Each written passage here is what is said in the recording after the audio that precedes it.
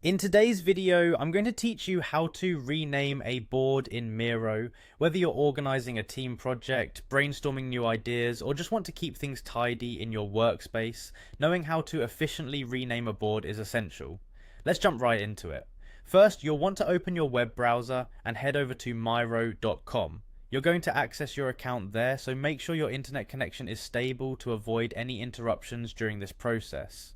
Once you're on the Miro homepage, take a moment to locate the login button.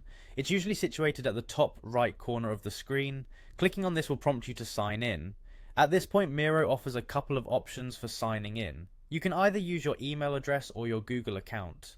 Choose the option that you normally use to ensure you have the correct access to your boards. If you choose to sign in via email, there will be a button labeled Continue with Email. Click on it and simply enter your email credentials to proceed. This option is straightforward and convenient, especially if you're already familiar with accessing your email during your daily work routine.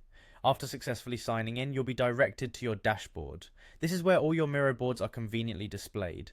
Look for the specific board you want to rename. Your dashboard can fill up quickly, so if necessary, use the search functionality to help you quickly locate the right board. Once you've found your board, click on it to open. Now focus your attention on the top of your Miro workspace. You'll see the name of your board displayed prominently across the top. Clicking on this name will highlight it, allowing you to edit. Now all you need to do is type in the new name you'd like to give your board.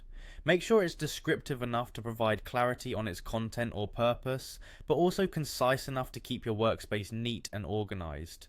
Once you're satisfied with the new name, hit the enter key on your keyboard to save the change. This ensures that the new name is applied and reflected across your Miro boards. And that's it, you've successfully renamed your Miro board. It's a simple yet powerful way to keep your projects and ideas organized in a manner that best suits your workflow.